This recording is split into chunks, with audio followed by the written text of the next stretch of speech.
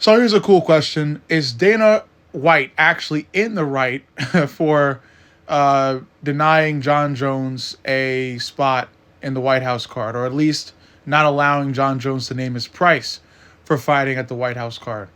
I'd say he is. I think it might be a hot take. I think a lot of people have come out the woodwork to support John Jones, especially his peers, like other fighters in Tom Aspinall and Francis Ngannou. But John's whole playing of cat and mouse with the whole Tom Aspinall fight for months on end was ridiculous. It was awful. It was childish, and it put Dana White in an extremely tough situation. Dana was lying to the media, press conference after press conference, promising that John Jones and Tom would fight the same way he did when he promised Conor and Michael Chandler. And again, what John essentially did was play cat and mouse. He was just on the fence about participating in this fight or not.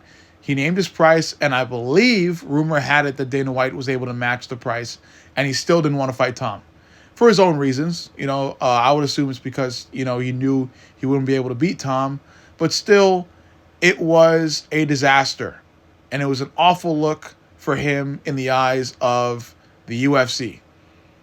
So for him to then turn around and ask for a spot in an incredibly huge card, I don't know if he really deserves it.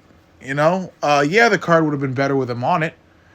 And maybe, it would have been a fight between him and Alex Pereira. But still, you have to really question, is John Jones, as great as he is, does he deserve this appearance? I don't really know that he does. I don't think it's fair to cut him from the UFC entirely. I think he should still be able to continue fighting, and I believe Dana White did cut him. But I think it is fair to, at the very least, not allow him to fight at the White House card. I think they can easily book him for an event sometime after, definitely in the year of 2026. But allowing him to appear at the White House card after what, like I said before, playing like a 3, 4, 5, 6 month game of cat and mouse with a potential matchup against Tom Aspinall, it doesn't make sense. It doesn't make sense, and it's letting him have his cake and eat it too. So yeah, I think Dana White's justified. Might be a hot take, and even if John was fighting Alex on this card, I still don't think the card would be. I still don't think the card would deserve the venue.